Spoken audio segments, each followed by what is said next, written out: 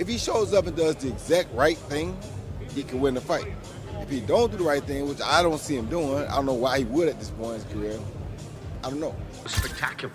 You know, I told everybody Terence Crawford's pound for pound #1. Most journalists and writers in the sport have ranked Terence Crawford. Difficult.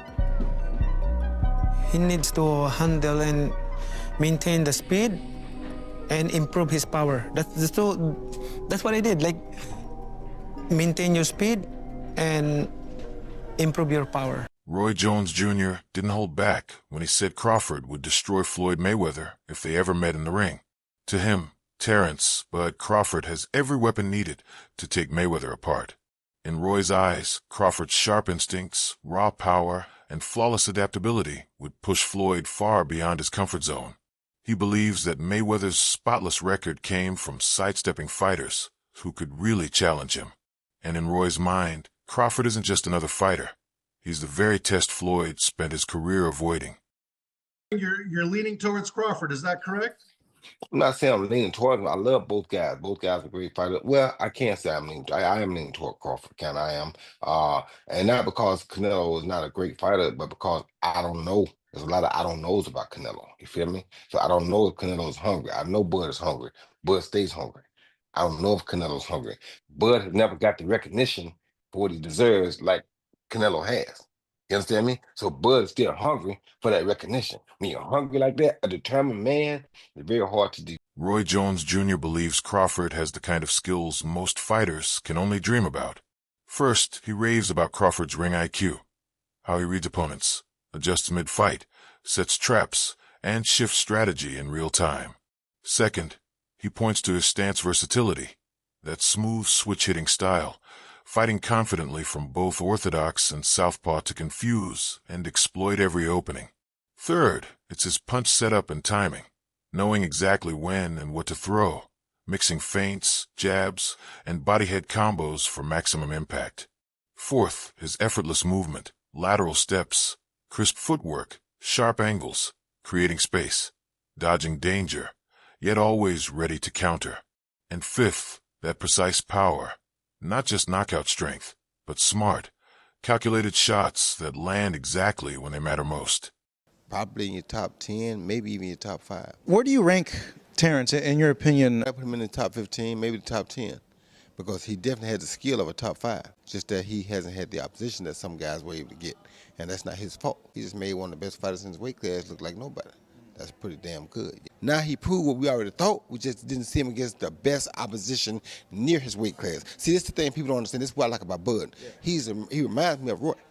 We ain't got to have the best opposition in our weight class. We want the best opposition near our weight class. There's been discussion that maybe, Crawford and Inoue are going back and forth tussling for pound for pound, that maybe Inoue because of the multiple weight divisions. You're shaking your head no. Tell me why no. Because Inoue also, when he first moved up, he lost to Donaire. Don't forget that. Bud ain't lost nobody. Moving up or down, he moved up 3 times. He lost nobody. Don't tell me he better than Bud, no. Jones sees Crawford standing right at the summit of his powers, undefeated, seasoned, versatile, and still burning with hunger. A rare mix you don't often find. He notes how Crawford has shown time and again that he can adapt, carry his power across divisions, and move with intelligence both inside and outside the ropes. At 167.5 pounds, Crawford possesses that perfect blend of speed, strength, experience, and ring IQ. Every tool a fighter could ask for to dominate. And if this truly is his moment, Crawford might just be ready to rewrite boxing history. As Canelo Alvarez has been a great fighter his whole career, people like Erislandy Lara gave you the blueprint on how to beat him. People like Floyd Mayweather also gave you the blueprint on how to beat him. But Bud is more fierce, more fearsome, and more angrier, and more meaner than both of those guys. So if they showed you the blueprint, Bud gonna go out there, take that blueprint, and do even more with it, which is what Bud did. So it was never a question in my mind whether Bud really was going to outbox me, just if he could take the punch. And right away he showed, bam, he could take the punch. So I know from that point, if he just slow him down, which he did, he'd be okay. Then late in the fight, what other people still didn't see, late in the fight, Bud started hitting Canelo's body. One of those body shots, I think about the 7th or 8th round, hurt Canelo. I was like, whoa. Bud hit him in the right spot then, and he got Canelo's respect with that too. So Will fought a very, very awesome fight, fought a beautiful fight, very tactical. Very Um, controlled. yes, it was a beautiful fight for boxing. It was a beautiful fight. You know, Bud got hit with some shots. He did. He did. He got hit with some single shots going out. You know, he's going out, and you know, Canelo, if he has you trapped in the corner or along the ropes, it's typically 1 to 2 big shots. You know that if you've watched him. Yep. So you could tell Crawford, as he was going out, he knew the one shot was coming, and several times it landed. He even got hit with a 2-piece. I don't remember what round it was, uppercut right hand that Crawford took well. So when you started seeing him absorb the shots, if you're Team Crawford, you don't want him to take that shot. But if you started seeing that, now you know that, okay. And I think that's what gave Crawford the green light to stay there a little bit longer. He smiled about it. He smiled about it. Yeah. And sometimes that smile can be a lie. And sometimes that smile can mean what I think it meant for Crawford, which is, oh, that's not as bad as I thought. Critics argue that a fight like this could actually weaken Crawford's legacy. They say that instead of building on his historic triumphs, like dismantling Errol Spence and outclassing Canelo, he'd be chasing money, not meaning. To them, it feels too close to the path Mayweather took, with flashy exhibitions, replacing real legacy fights. Analysts warn that Crawford's worked too hard to ever be seen as someone putting profit over purpose. But those same critics also question the timing of some of Floyd's biggest wins. Canelo, they note, was just 22, still growing into greatness when he faced Mayweather. And Pacquiao. He later revealed a right shoulder injury that hampered him weeks before their 2015 bout. Add in Floyd's refusal to offer rematches, especially to Pacquiao, and fans were left with lingering what-ifs. Crawford, on the other hand, has faced his rivals right in their prime, beating them at their best and strengthening the belief that his greatness comes from conquering true competition.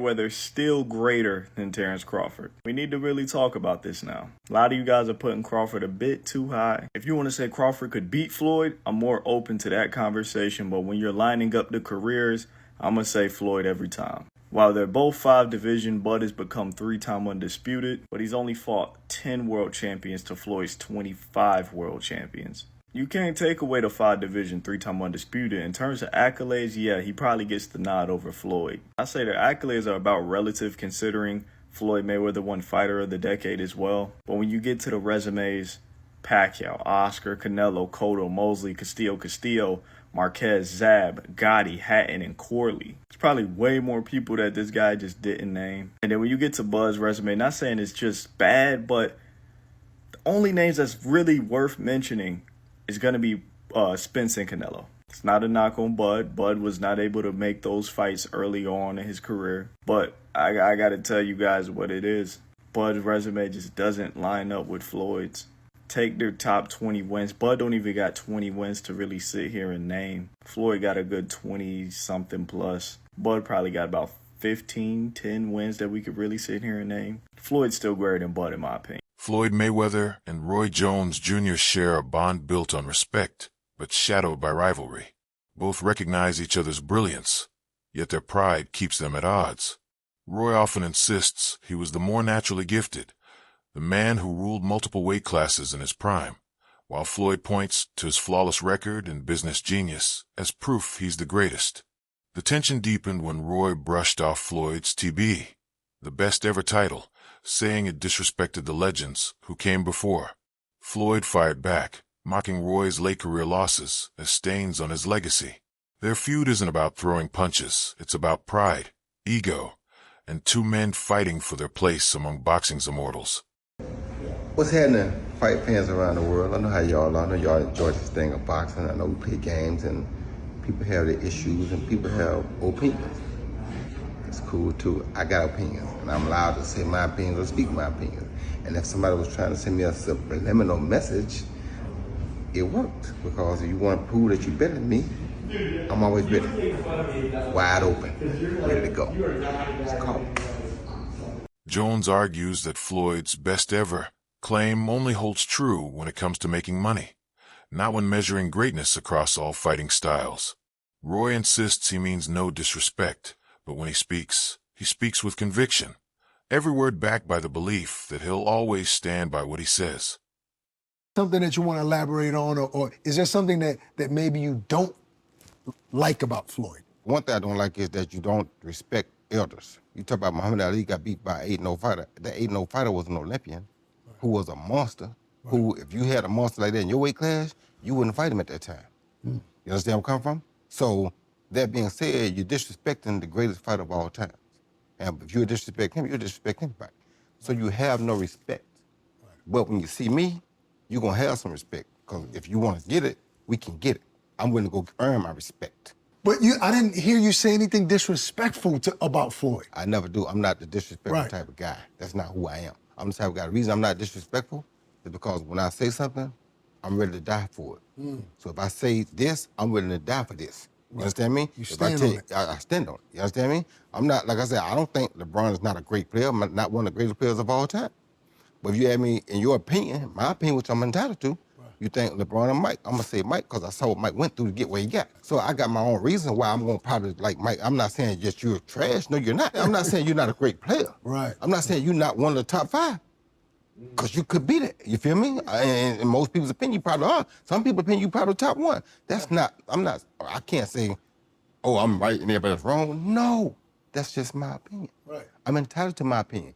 But I will fight about my opinion. So if you got a problem with my opinion, whoever, call my house. It ain't changed. Jones Jr. recently made it clear that Mayweather doesn't make his personal top 5 greatest boxers of all time. He admitted Floyd might deserve a spot in the top 10, but not among the elite few.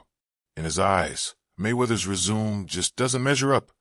Too many of his biggest victories came against opponents who were past their prime. Jones also emphasized that timing is everything.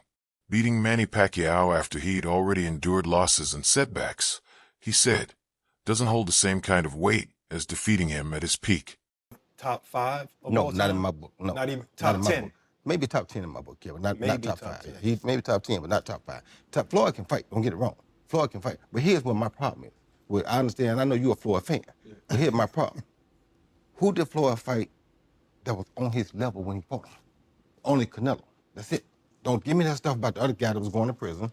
He know he going to prison when he get through. And then to take it even further. He fought Cotto. Cotto was Manny not on his Pacquiao, level. Wait. See, stop. Let me finish first. Cotto. You asked me a question. Cotto already was done. And Cotto an all-time great? No. Cotto's an all-time Puerto Rican great. Cotto's not an all-time great in boxing. I agree with you. He's an all-time Puerto Rican great. All right, so that's not a great fight. That's not on your level. Pacquiao. You waited till Pacquiao got knocked out by Marquez before you fought him. If you'd have fought him 4 years ago, it'd have been something. Because both of y'all were here. We'd have found out who the best was. You waited till Marquez knocked him out, now you fought him. If I wait till somebody beat James Toney before I fight him, do I get credit for being the greatest fighter of all time because I beat James Toney? No, you don't. No, I don't. So my point is you didn't do it the right way. You know that. Who else did you fight besides them best 2 names you can pull up besides Canelo? What I'm saying is that who do you think around that time would have even beaten Floyd that he didn't fight? So my point is I'm not going to say who because I can't name a person. I'm not going to say who would have beat Floyd, like I said. I'm just saying Floyd never fought nobody that was of his equal. He didn't fight a James Toney. He didn't go looking for it. Jones also cautioned Mayweather that stepping into the UFC octagon or any MMA setting would be a whole different game. While he deeply respects Floyd's boxing legacy, Jones reminded everyone that MMA is another world entirely. Kicks, knees, takedowns, submissions, all weapons Floyd's never truly faced in real combat. Jones didn't mince words, saying, Floyd Mayweather weighs like 150 pounds. I'm around 220. I'd hurt Mayweather. His message was clear. The size difference, the skill sets, and the rules themselves would push the boxing icon into dangerous territory. And interestingly, several veteran fighters have already voiced their support for Terence Crawford in this potential mega showdown. Step it to MMA fighters trying out boxing. I think it's a lot safer for an MMA fighter to try out boxing. If you get a boxer inside the octagon, man, there's so many elements that they're unfamiliar with. The head kicking and the body kicking and the choking and the arm bending and the ankle twisting and all that. It's a lot, and it could be really dangerous for Floyd to join an MMA match. So I would strongly suggest he reconsider.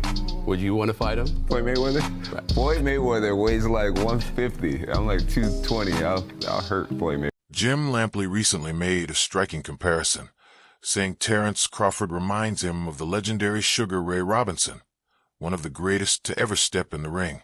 Lampley praised Crawford's remarkable balance, his flawless positioning, and the way he fires back with counterpunches that carry real, punishing power traits, he said, that haven't been seen with such consistency since the days of Robinson himself. Floyd had a lot of craft that mimicked some of the things that Sugar Ray did. So does Terence. And Terence is psychologically a latter-day Sugar Ray Robinson. He has the same kind of capacity to be charming and then in the next 30 seconds to turn on his fire. And that, I think, is part of what he's going to take into the ring against Canelo. David Benavidez believes Terence Crawford deserves a place on boxing's Mount Rushmore. Now that Crawford has become undisputed in 3 divisions, Benavidez points to his spotless record, his dominance across multiple weight classes, and his stunning win over Canelo as undeniable proof of greatness. In David's eyes, those feats don't just put Crawford in the conversation. They carve his name into legend status among the all-time greats. I just want to give Terence Crawford a great congratulations. You know, he's reached a part in history that only so many fighters get to even accomplish in boxing. You know, he's one of the greatest of all time. There's nothing, you can't take that away from him. Terence Crawford should be on the Mount Rushmore in boxing because not only did he go up 3 weight classes, he beat one of the best fighters of this generation.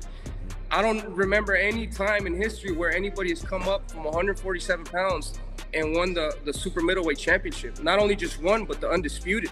He's won every single title. So, you know, man, that man, not only is he a great fighter, but you could tell in that fight by seeing this combination right now how much of a dog he is. You know what I mean? And I think a lot of fighters could take a lot of notes from Terence Crawford, not only physically, but as take notes in the heart aspect. And I give it all up to Terence Crawford. You know, he's one of the greatest of all time. And, you know, we salute Terence Crawford. Shane Sugar Mosley has made a bold case that Crawford now surpasses Mayweather as the more complete fighter. He argues that Crawford's physical gifts, his size, reach, and toughness give him clear advantages in a potential matchup. Mosley also highlights Crawford's mastery of both stances, his adaptability, and his smooth blend of power and finesse. And while Mayweather's defense and ring IQ are still unmatched, Mosley believes Crawford's aggression, punch variety, and ability to dominate across weight classes ultimately tip the scales in his favor. Both Canelo and Mayweather, you fought them both. Who did you think was better, Canelo or Mayweather? I know that's Canelo was saying it was Crawford better than Mayweather. I was very impressed with Canelo at 21, but Mayweather was still technically more sound. I think Crawford is better. It would have been a tough fight, but I think Crawford would have had the edge over Mayweather because of the long arms and because it's bigger. But Mayweather is definitely a technician. I mean, like Crawford said, you know, Mayweather has his era, and Crawford, this is it. Virgil Ortiz acknowledges Crawford as one of the greatest fighters in boxing today. He believes that at this weight, almost no one can beat Crawford, maybe no one except himself. Ortiz admires Crawford's perfect mix of skill, ring intelligence, sharp punching, and the kind of physical strength that stays with him even as he moves up in weight. Yet despite his respect, Ortiz carries quiet confidence, seeing himself as a real threat. Since Crawford's stunning win over Canelo to become the undisputed super middleweight champion, many now view him as the most dangerous man in boxing. Fighters often steer clear of opponents who could damage their legacy, and Crawford fits that mold. He's called out names like Boots Ennis, and even accused Canelo of avoiding David Benavidez and Jermall Charlo. But according to his promoter, those fights collapse for one reason. Potential opponents know facing Crawford means risking everything. If he beats Canelo, he'll be like my #1 fighter of all time. You don't think Crawford beats Canelo? I don't think so. And look, hear me out. I respect Crawford and everything that he's doing, but he just moved up from 147, so I'm just going to treat him as a 147-pounder. He's jumping up 3 weight classes to fight someone who was like the #1 fighter in all of boxing, you know. The jump would be hard, even if it was just like some top 10, right, yeah. You know. Bud, would you say he's a very smart fighter? Yes. Very calculated, Yes. right? Don't you think that maybe he sees something that most people aren't seeing? I think he does, but the thing is he going to be able to even like to capitalize on it? Because he's a smaller fighter, and look, I think people are thinking at the aspect of, can Crawford do it? Yes, I think he can do it, but can Canelo do it? And I think he has a bigger chance of doing it than Crawford does. It favors him. Now, Canelo, he has obviously the size advantage, the strength advantage, intellect. I think Crawford edges him out in IQ. I just think the weight difference is going to be the deciding factor here. I mean, like, when I seen Canelo's check hook against Berlanga, that shit was like this. You know, and Canelo's not slow either. Like, this shit was, I didn't see that coming at all. He just dropped him, and I was just like, damn, he still got it. I just think that Crawford just bit off a little more than he can chew, but if he can chew it and he beats him, which I think he can. I'm not saying he can't. I'm not saying he has 0% chance. Okay. I'm just thinking Canelo wins. But if he does, he will be my #1 fighter of all time. Wow, I always knew that you had a lot of respect and admiration. Meanwhile, some fighters and analysts praise Floyd Mayweather not only for speed or defense, but for his mentality. They argue that his true weapon was his unbreakable self-belief, that unshakable conviction he could beat anyone who stood across from him. As Tony Jeffries noted, Mayweather's confidence and mental edge often gave him control of a fight before the first bell even rang. They're really confident, they really believe in themselves, but you need more than that mindset. You need to have the full package of everything that I'm talking about, what Floyd has got. Fighters should only want to get better. The more you win, the more you should work hard. If you think about losing, you're going to lose. All I ever thought about was winning. So that's all I know. Floyd would visualize his success before he even stepped into the ring. There was no alternative to him but winning. And this mindset isn't just for boxing, it's for all walks of life. And I've actually done a full video talking about how I used this mindset of visualization to win my Olympic medal. And it was an absolute game changer. Now, Floyd used to use this mindset to ease the pressure that he put himself under. And he made himself think like, I'm not under any pressure right now, where he was under immense pressure. Pressure either makes you or break you. Well, you see where I'm at, so it's obvious that I'm the type of athlete or I'm the type of entertainer that can deal with pressure. There's never no pressure. Now, if you watch his fight in 2013, when he fought Canelo Alvarez, Canelo came in a young, strong, undefeated fighter, but by round 2, Floyd kind of had him figured out. He was reading Canelo's jab. He would slip outside and then come back with a clean counter punch, then move his feet and get out of the way. He basically had the full fight under control, and he was controlling the full rhythm of the fight. He was forcing Canelo to fight at his pace. And this is what he would do in all of his fights. He would get his opponent to do what he wanted them to do without their opponent even realizing it, which is what we call boxing IQ. Now, even though I'm not a fan of Floyd Mayweather personally, because of the time when I did meet him, what he said to me made me just feel like this guy. Comparing Floyd Mayweather and Terence Crawford is a debate that never seems to end. Both have faced the best their eras had to offer, and both emerged victorious, leaving behind performances that define dominance in completely different ways. I said that was going to happen. If Crawford was to win, we're going to be seeing a lot of these debates on whether or not Floyd Mayweather or Terence Crawford is going to be better. Now, this is going to be a debate for a long, long time. I'm talking about one of those debates like LeBron versus MJ, Messi versus Ronaldo. It's one of those. And the thing is, I can get behind it. Let me go ahead and say this. When it comes to resume, I do think we give Floyd Mayweather the edge. I mean, he beat a bunch of champions. He reigned for a long time. While Crawford, his resume is heavily criticized, and he's just not getting, his kind of respect for beating Earl Spence and Canelo Alvarez. But if we're talking strictly off of skills, this is where things get really, really tough to talk about. I think a fair assessment of this matchup would be Floyd Mayweather wins from 135 and 140, while Crawford wins from 147 to 154. And I say that because I feel like Floyd's style changed once he got to welterweight. He became a more defensive fighter, and he just wasn't as much focused on offense. And knowing this, I feel like Crawford would have had a much better chance of handling him. And we all know, Crawford was an absolute monster at welterweight. But hey, man, like I said, this is going to be a debate for a very long time. I can't wait to hear all the talk about it. But I'm curious on your thoughts. Who do you think wins in the fight, Floyd or Terence Crawford? Let's talk about it, and follow me for more boxing talk. So, who do you think truly wins the legacy debate? Is it Mayweather, with his flawless record and carefully chosen battles, or Crawford, who took on the toughest challengers right at their peak? Share your thoughts below. This one's bound to spark a real fight among fans.